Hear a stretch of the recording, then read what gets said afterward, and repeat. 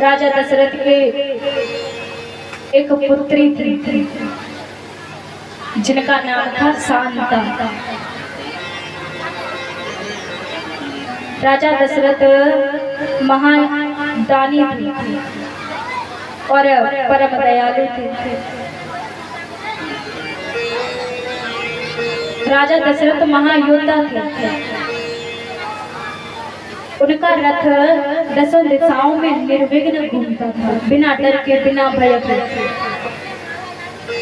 उनके सामने कोई भी योद्धा ठहर नहीं सकता था। ऐसे महाराज राजा दशरथ प्रजापालक में तत्पर रहकर राज्य करते थे। महाराज दशरथ बड़े वीरवान पुरुष थे। उन्होंने देवासुर संग्राम में देवताओं की ओर से युद्ध करते हुए अपनी धनुर्विद्या का इतना बड़ा परिचय दिया कि सारे जो जितने दुष्ट थे उन दुष्टों का संहार कर दिया।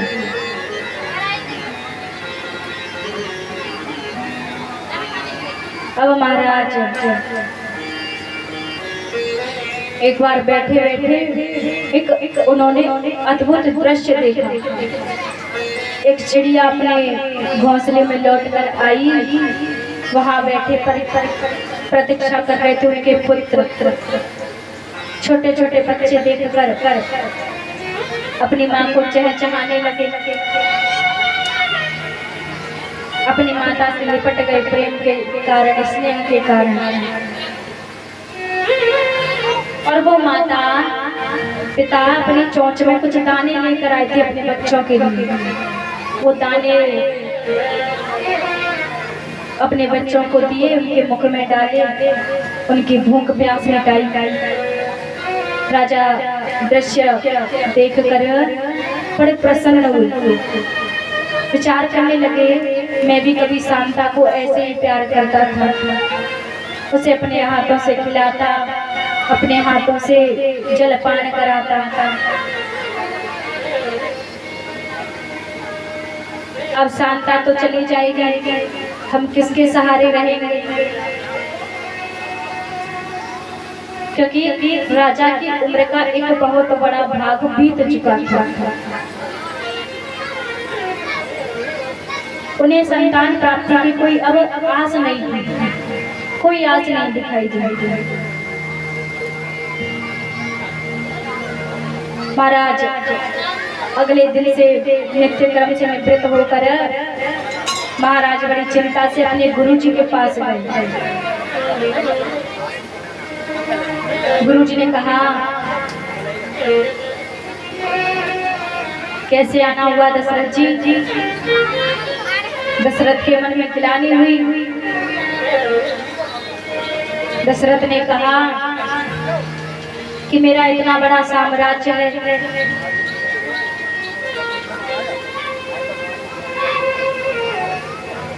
बोले बांके बिहारी लाल की।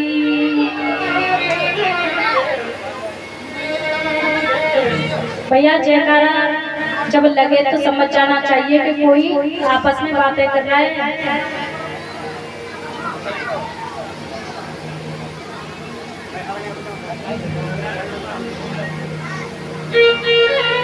गुरुजी के पास गए राजा दशरथ को देखकर कहने लगे कि तुम जो तुम्हारी पुत्री है, तुम्हारी पुत्री के पति को बुलाकर एक पुत्रष्टि यज्ञ करवा लो। श्रृंगी ऋषि को बुलाकर एक यज्ञ करवाओगे और जब यज्ञ करवाओगे तो रानियों सहित राजा ने यज्ञ प्रारंभ किया।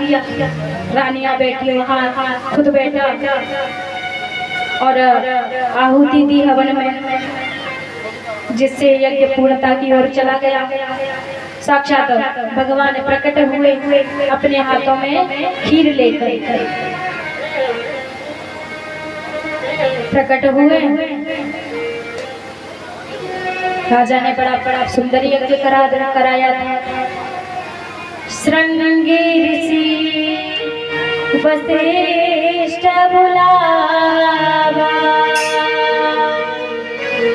पुत्र काम शुभ यज्ञ करावा। सिया राम जय जय राम, राम सिया राम जय राम। मैया इतने बड़े मत रखा करो जिससे आपकी आवाज बाहर निकले। पिताजी मैंने सही बोला है कि नहीं? इतने व्रत भी नहीं होने चाहिए। भगवान ने कहा है कि अपने शरीर को कष्ट मत दो, मैं तो ऐसे ही आपका हूँ। भगते सहित मुनियाहुति दीने, प्रगटे अग्नि चरु कर लीने। राम सिया राम। भैया तुम चुप काहे पाए, तुम तो बोलो राम सिया राम जय राम। राम सिया राम जय जय राम, राम सिया राम जय राम। एक बार फिर से। श्रृंगी ऋषि वशिष्ठ बुलावा,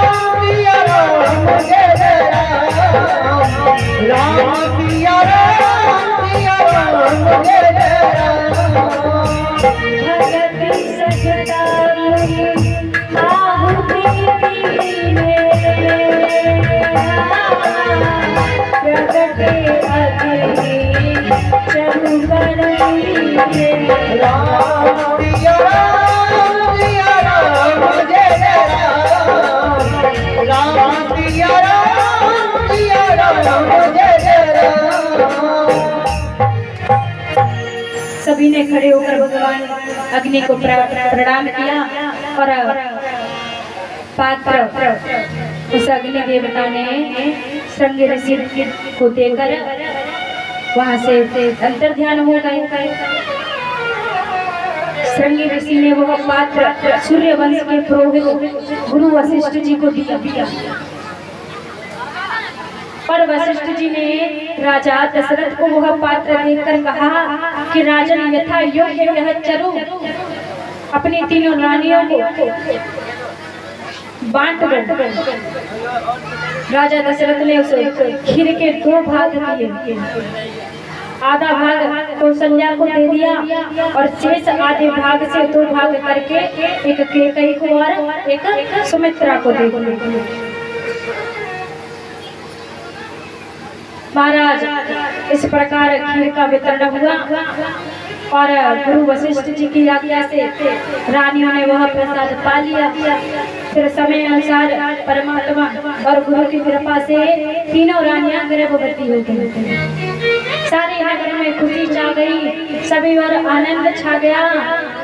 जाते नते हरि गर्भहिया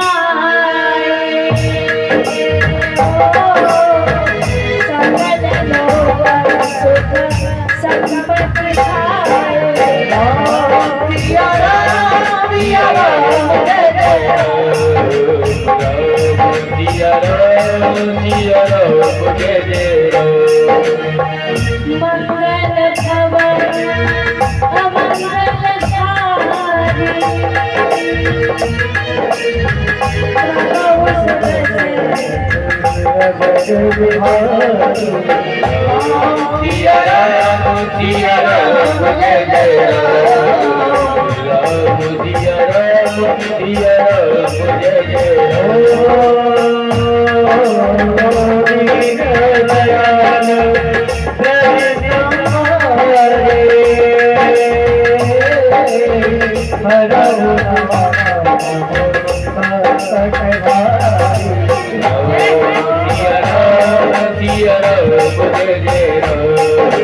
राम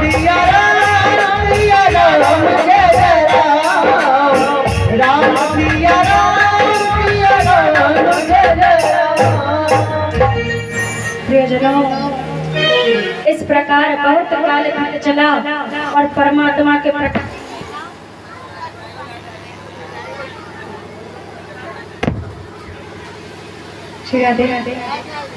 बहुत काल बीत गया, परमात्मा के प्रकट होने का अवसर आने वाला है। कौशल्या जी के गर्भ से तो साक्षात कौन आने वाले थे? परमात्मा। परमात्मा श्री हरि अपने शेषनाग चक्र सुदर्शन और कौमुद गदा के साथ माताओं के गर्भ में आ चुके हैं और अब प्रकट होने का अवसर आ गया है। जोग लगन ग्रह पान तिथि सकल भय अनुकूल, चरो अचर हरस जुत राम जन्म सुख मूल। नौमी तिथि मधुमास पुनीता, शुक्ल पक्ष अभिजित हरि प्रीता। सिया राम सिया राम। थक गए क्या पिताजी? सब थक गए क्या? राम सिया राम जय जय राम। राम सिया राम जय जय राम। राम सिया राम जय जय राम। सिया राम जय जय राम।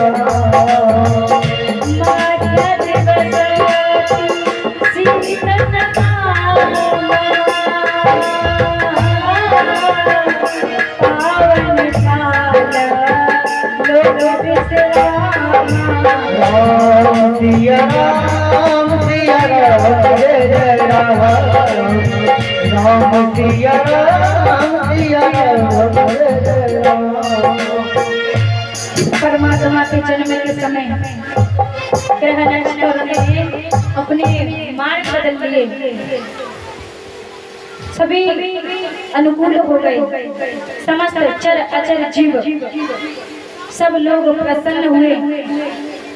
उस समय नवमी तिथि चैत्र मास शुक्ल पक्ष था और मध्याह्न का समय था। अभिजीत मुहूर्त था। पुनर्वसु नक्षत्र एवं कर्क लग्न थी। न ज्यादा गर्मी थी न ज्यादा सर्दी थी। बड़ा पावन काल था परमात्मा के प्रकट होने का। प्राकट्य के समय को जानकर समस्त देवता अयोध्या में आकर कौशल्या के गर्भ की स्तुति करने लगे। बड़ा ही प्यारा स्तुति गाई और देखते ही देखते राम जी का जन्म हो गया। मैया बधाई हो। बोले रामचंद्र भगवान की। और राम जी के साथ साथ भरत जी, शत्रुघ्न और लक्ष्मण भैया, चारों भैया का जन्म हुआ और अयोध्या में आनंद छा गया। भैया अब बताओ बधाई कौन कौन देगा? राम जी का जन्म हो गया, अभी कन्हैया का जन्म और होगा। कई बधाई देके ना आई भैया? तुम मुझे देंगे तभी तो मैं तुम्हें दूंगी। 4 भैया जन्मे हैं। भैया अब खड़ी है जाओ, बधाई देवी काजू। भैया तुम भी खड़ी है जाओ।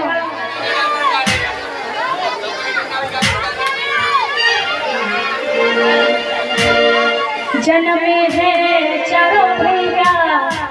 भैया खड़ी है जाओ, कभी बधाई होगी।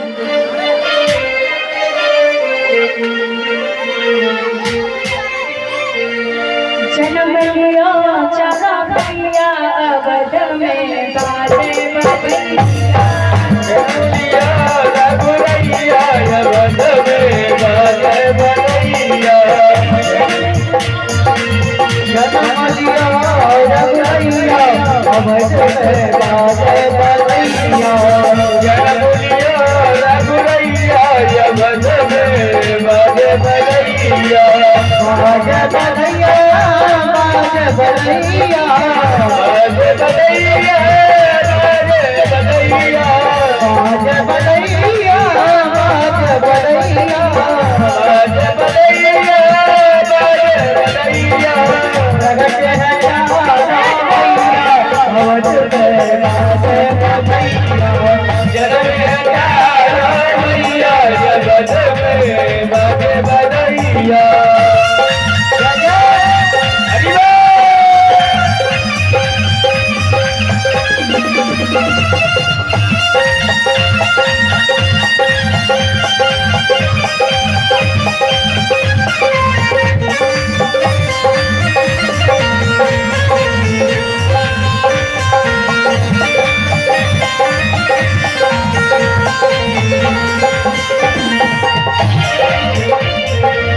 अवध में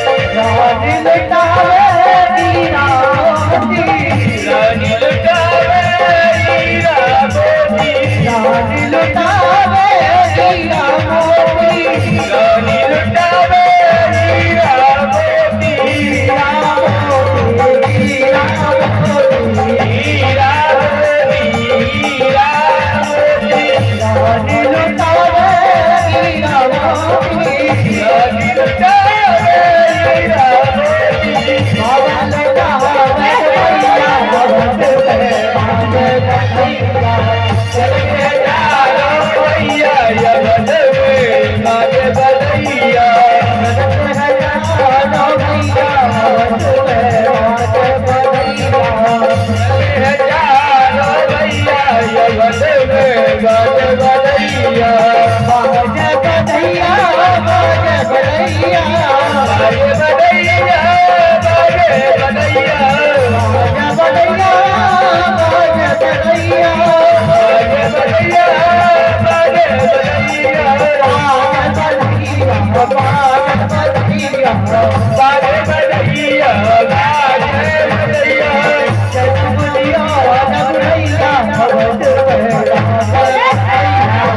जन्म है भैया जगत में बाजे बधैया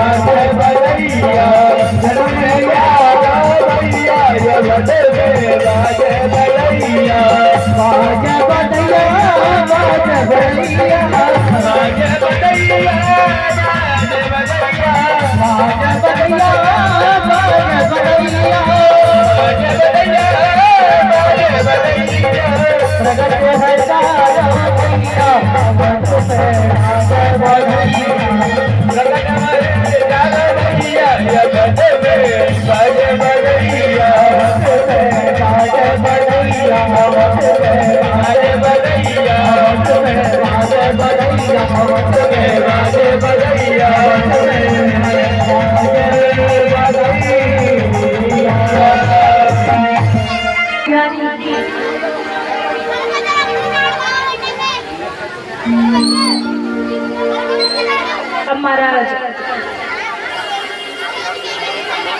सुखदेव जी भैया शांत हो जाओ, सब लोग शांत हो जाओ, शांति बनाए रखो भैया। अभी यहाँ हुड़दंगे ना, अभी कन्हैया के जन्म के लिए बचाए रखो, अभी कन्हैया को जन्म होगा। आज के आनंद की सुखदेव जी राजा परीक्षित को सूर्यवंश के वर्णन में राम जी का जन्म करा दिया। राम जी ने अनेकों लीलाएं की थी, सीता जी से विवाह हुआ था। उसके बाद राजा परीक्षित को चंद्रवंश के विषय में सुनाने लगे। चंद्रवंश में कन्हैया का जन्म हुआ था।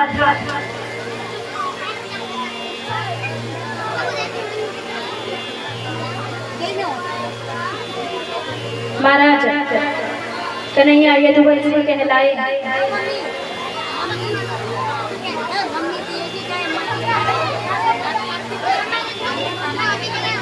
सुखदेव जी बोले, राजा उग्रसेन मथुरा के राजा थे।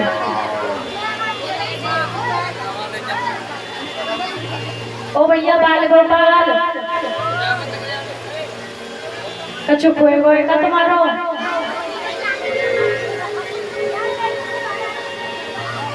उग्रसेन मथुरा के राजा थे। उग्रसेन के पुत्र कंस और कंस की चचेरी बहन थी देवकी। देवकी के लिए वर ढूंढने लगे, किसी से विवाह कराया जाए। कंस के मित्र थे वसुदेव।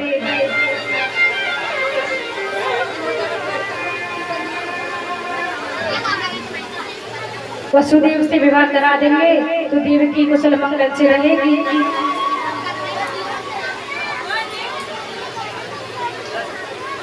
अब महाराज देवकी के लिए एक सुंदर वर वसुदेव ढूंढे। कंस ने देर ना लगाते हुए और विवाह की तैयारी शुरू कर दी। भयंकर विवाह की तैयारी शुरू कर दी और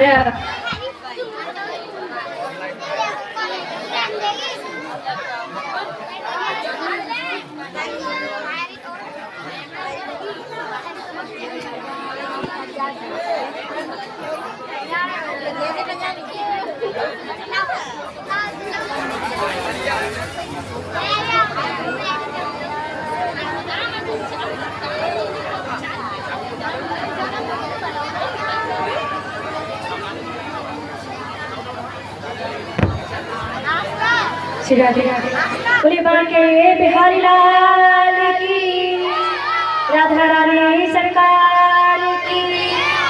ये आनंद अभी कन्हैया के लिए बना रहना चाहिए। अभी कन्हैया का जन्म होगा, कन्हैया के इंतजार में सब लोग बैठे हैं कि नहीं बैठे हैं? बैठे हैं। अभी और बधाई लूटी जाएगी। कंस ने अपनी बहन देवकी के लिए एक सुंदर वर ढूंढा। वसुदेव जी आए बारात लेकर कंस के द्वार पर। सुंदर तरीके से विवाह हुआ और विवाह के बाद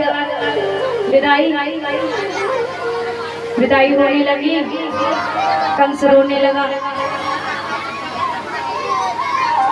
कंस उन पुरानी यादों को सोच रहा था कि मैंने अपनी देवकी को इतने नाजों से पाला, इतने लाड़ प्रेम से देवकी को रखा। आज ये मुझे छोड़कर जा रही है। देवकी के लिए बड़ा ही दुख था, आंखों में आंसू। और कंस ने कहा, वसुदेव तुम दोनों का रथ मैं हाँकूंगा। रथ हाँकने लगे बड़े प्रेम से, इतने प्रेम से कि आज से पहले इतना प्रेम कभी दिखाया ना हो। रथ हाँकने लगा। आकाशवाणी हुई।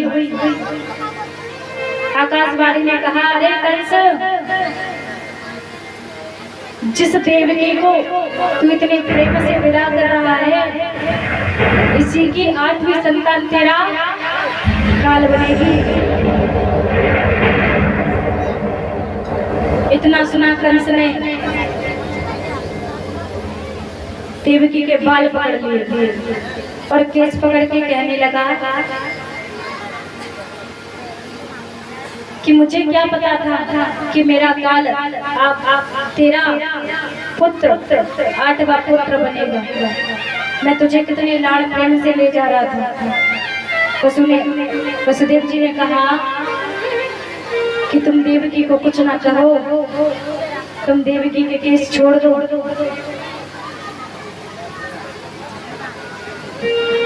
इसके जो जितने पुत्र होंगे मैं तुम्हें ला कर दूंगा, तुम उनके साथ कुछ भी करना।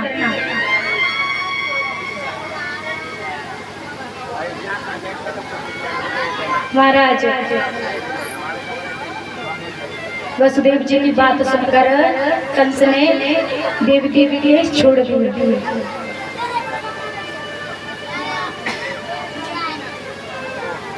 और समय आया, पहले पुत्र का जन्म हुआ।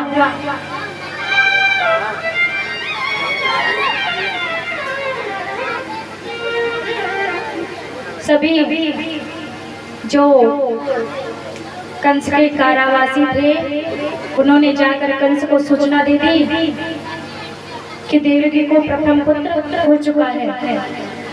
कंस ने सुना और जैसे ही उसके पास गए, देवकी के पास, उससे पहले एक घटना हुई थी। भगवान ने नारद जी को भेजा कि अगर कंस ने अपने प्रथम पुत्र को नुकसान नहीं पहुंचाया तो कृष्ण का जन्म हो नहीं पाएगा। इसलिए नारद जी आप जाइए और कंस को भर के आइए। नारद जी आए, वीणा बजाते आते, श्रीमन नारायण नारायण हरि हरि,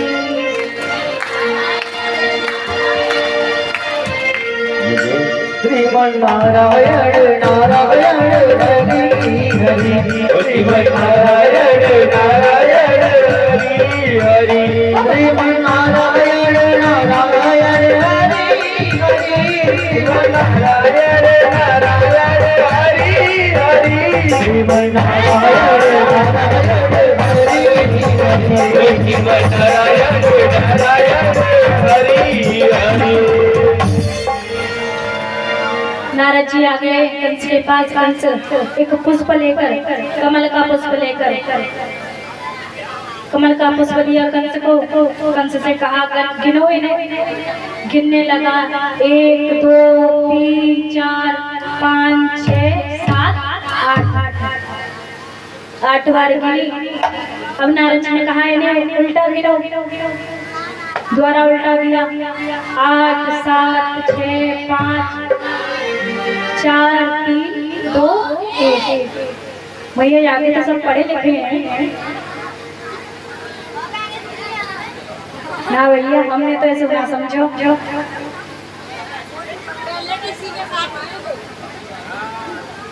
एक प्रकार से पहले सीधी गिनती की फिर उल्टी गिनती की।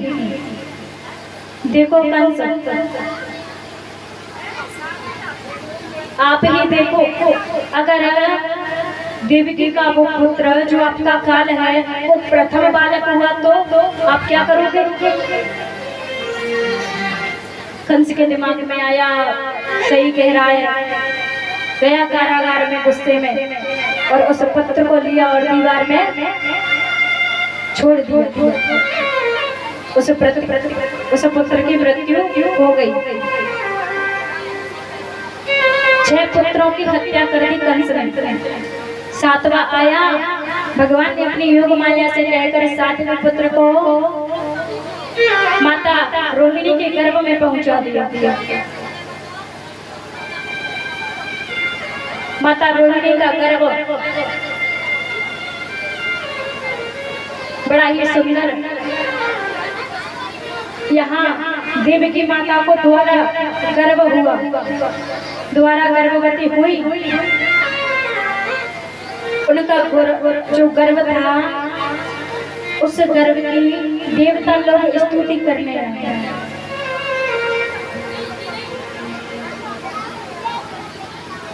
समय हुआ, 7वां महीना बीता। भैया खुशी नहीं, 8वां महीना बीता और 9वां महीना बीता।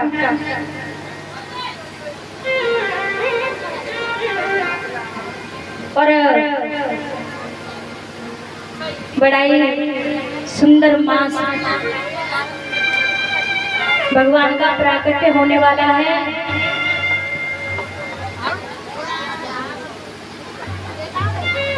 सावन का महीना, जो मोटी मोटी बूंदें बरस रही हैं, बादल गरज रहे हैं, यमुना हिलोरे ले रही है और ब्रजवासी क्या कर रहे हैं? ब्रजवासी सोच रहे हैं, ब्रजवासी चिंतित हैं। काय ब्रजवासी हो तो भाई 9वां महीना बीता, भगवान के जन्म का दिन आया और भगवान ने अपना चतुर्भुज रूप धारण किया और देवकी के सामने प्रकट हो गए। बोले नारायण भगवान की। नारायण भगवान को देखकर देवकी हक्की बक्की लेगी, बड़ी खुश हुई।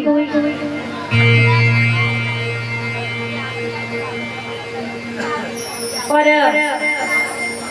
सभी देवता लोग भगवान की स्तुति करने आए। सत्यम व्रतम सत्यम परम सत्य सत्यम सत्यस्य योनिमित्तं च सत्ये सत्यस्य सत्यमृत सत्यनेत्रं सत्यात्मकं त्वां शरणं प्रपन्नः। प्रभु कैसे हैं? सत्य स्वरूप। और आज उन्होंने ब्रजवासियों के लिए एक बालक रूप का अवतारण किया। इतना सुंदर सावन का महीना, भाद्रपद मास, अष्टमी तिथि,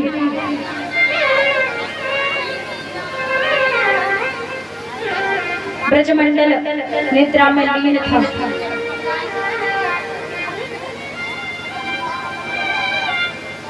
जन्म हुआ। अब महाराज चतुर्भुज रूप धारण किया था। देवकी ने कहा भगवान जब तक आप रोएंगे नहीं तब तक मेरे मन को ये नहीं लगेगा कि मैंने एक बालक को जन्म दिया है। भगवान ने वसुदेव जी को समझाया, वसुदेव जी बस आप मेरा एक काम कर देना।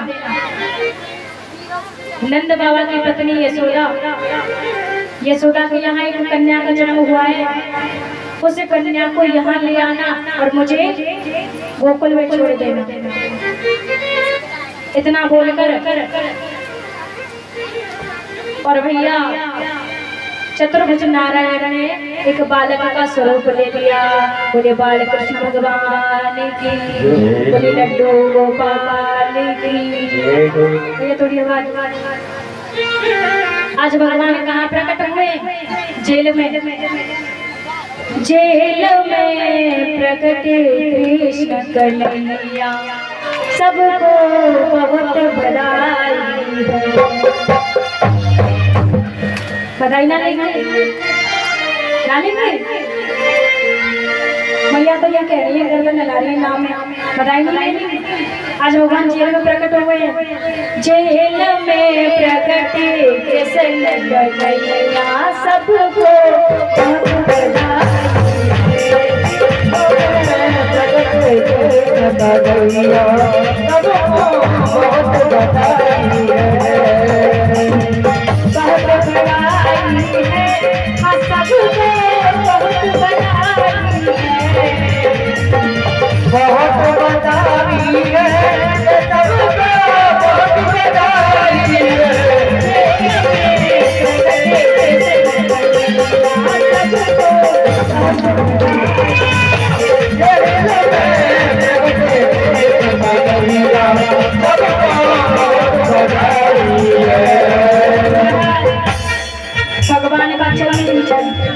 भगवान का जन्म हुआ। भगवान को वसुदेव जी ले आ रहे हैं। जमुना जी में आए, जमुना जी में दर्शन करने वाली है। जमुना जी ने भगवान के दर्शन किए और भगवान कहाँ पहुँचे? गोकुल में पहुँच गए। और भैया गोकुल में पहुँचे, यशोदा माँ के बगल में से उठा के कन्या को और लाला रख दिया बगल में। लाला को प्रणाम करके आ गए। अब तो भैया सुबह को समय नंद को यशोदा गर्भ संभवा, ततस्थो नासयस्या विविध्य निवासिनी। भैया ओ मैया जाओ।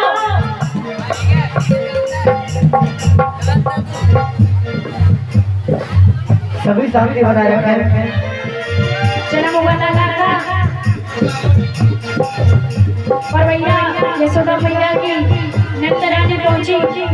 बाबा नंद बाबा माला जाप कर रहे कि फलो तुम्हारी जाप बाबा बन गए बाप। और जब पूरी है जाए माला तो देखियो भयो है लाला। बताइए भैया